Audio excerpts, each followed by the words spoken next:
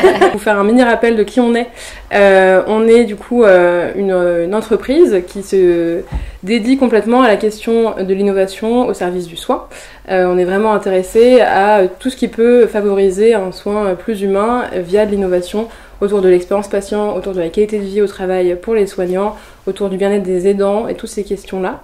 Et on essaye d'y répondre avec le design thinking. Nos activités, ça va du conseil en innovation, l'accompagnement de clients santé sur ces démarches-là, à de la formation, en passant par les créatons, les événements grand public, pour aller dans les hôpitaux et voir comment ça se passe et proposer des solutions. Donc moi je suis Emmanuelle Garnier, je suis directrice d'hôpital depuis à peu près une dizaine d'années. Mais j'ai eu une autre vie avant, en fait j'ai été travailleur social pendant une dizaine d'années aussi.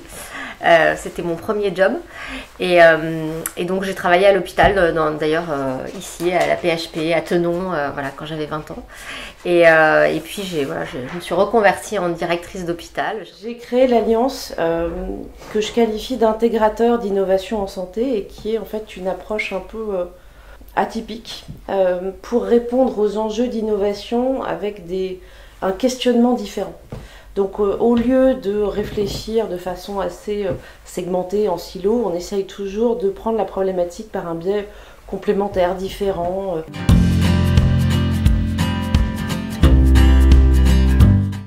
Il me semble que c'est beaucoup une question un peu d'écosystème, c'est-à-dire que quand on commence à avoir un peu aussi l'innovation tech, etc., qui émerge d'un côté, on sent qu'il y a finalement plein de leviers qui commencent à s'activer, de dire à un moment donné, il y a aussi des sujets qui sont très, très terrain, quoi, que les équipes ont envie de porter ou des problèmes auxquels ils sont confrontés. Et à un moment donné, les équipes ont besoin aussi d'un appui pour arriver à résoudre ces difficultés ou bien à pousser leurs idées. Donc à la fois résoudre des éléments un peu problématiques du quotidien, pour les équipes et pour le patient. Parce que pour moi, l'expérience patient sans l'expérience soignante, ça n'a pas vraiment de sens, quoi. Je pense que c'est quand même très corrélé. Et à la fois pousser des idées, parce que parfois voilà, il y a des idées qui émergent, mais finalement, voilà, comment on s'en saisit, qu'est-ce qui se passe. Et ça a été un peu ce qu'on a essayé de faire avec le projet Hospitalant. Je pense que l'enjeu, c'est l'intérêt à agir, en fait. Pour moi, c'est aussi la force de ces pratiques en design et de toutes ces étapes où on donne forme à ça et on rend visible aussi les problèmes qui se posent. Et ça, je pense que pour moi en tout cas, c'est la vraie force de ces pratiques-là. D'arriver à donner de la visibilité, donner une forme à la difficulté, la partager collectivement et puis surtout donner la parole à tous les gens qui la vivent en fait.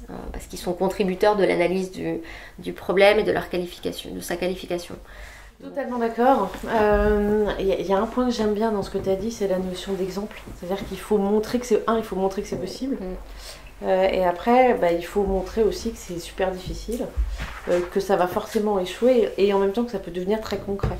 Donc c'est vraiment offrir le panel de la réalité, de l'inconscience du chemin parce que c'est quand même très inconscient et en même temps c'est tellement gratifiant. On a en France des panels d'innovateurs qui sont quand même tout à fait remarquables, des capacités à innover exceptionnelles. On doit imaginer l'innovation comme étant un pilier pourvoyeur de personnes de qualité engagées, motivées.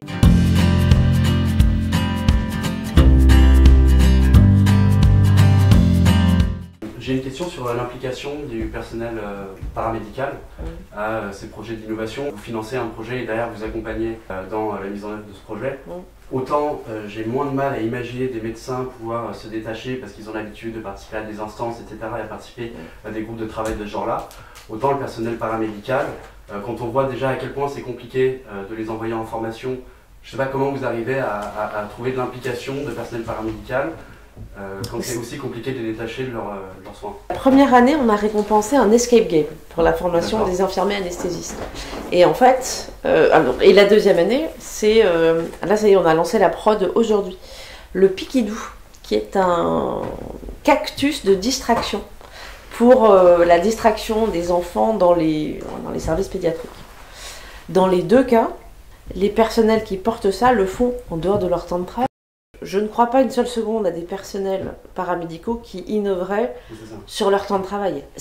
Ils sont portés par autre chose, donc c'est indépendant du temps de travail. C'est un moteur qui est 10 fois plus puissant. Ce que j'ai observé, enfin en tout cas ce qu'elles ont partagé, c'est que ça donnait envie aux gens qui étaient autour de faire la même chose. Et que ça a un côté d'innovation RH, finalement par effet rebond, qui est apparemment extrêmement intéressant et très encourageant à moyen et à long terme, parce que les conditions de travail sont quand même suffisamment compliquées pour pas avoir à rajouter de la complexité. Mais par contre, une façon de travailler et de venir contribuer à la société avec un grand S, c'est quelque chose qui, je pense, est beaucoup plus porteur. Ou en tout cas, c'est le message qu'ils ont fait remonter. Il y a un épisode récent, désolé, je parle beaucoup du podcast parce que c'est aussi des témoignages qu'on a recueillis. Un épisode récent avec Nolwenn Fèvre, qui est infirmière au CHU de Rennes, qui a monté une association. Alors, son histoire, elle est incroyable. Et vous pourrez l'écouter en entier si vous avez envie. Mais en gros, elle est infirmière anesthésiste. Et donc, globalement, en pédiatrie, elle voit donc beaucoup d'enfants qui pleurent, évidemment. Et donc, elle commençait à vivre très mal le fait que les enfants arrivent et pleurent, parce qu'elle disait, bah, moi, je suis là pour les soigner. Et en fait, quand ils arrivent, ils sont pas bien. Et donc, elle raconte qu'au bout d'un moment, elle commençait à se demander si elle voulait continuer ce métier tellement elle le vivait mal. Pas longtemps avant de vraiment craquer, il y a un enfant qui pleurait vraiment très fort. Et en fait, il pleurait très fort parce qu'il n'avait pas son doudou. Et donc, elle s'est dit, mais c'est pas possible, on n'est même pas fichu de leur donner un doudou, c'est dingue et tout. Et donc, elle a pris son ordi, elle a cherché le mail de Moulin Rôti, elle leur a dit, bonjour, est-ce que je pourrais avoir des doudous? Qui lui envoyait un gros carton de doudous, qu'elle a commencé à distribuer aux enfants. Et toute l'équipe, avait énormément apprécié. Ils retrouvaient du sens dans leur travail, c'était quelque chose qu'ils avaient vraiment besoin de faire en fait, et en plus qu'ils ont fait en équipe. Et donc là, elle s'est dit, mon Dieu, il faut absolument que j'arrive à trouver d'autres doudous. Et en même temps, elle était très sensible à toutes les questions d'écologie, et elle se disait aussi qu'on jetait vraiment beaucoup de choses au bloc opératoire, et que ça n'avait pas forcément beaucoup de sens. Et donc un jour, elle a pris un fil électrique de bistouri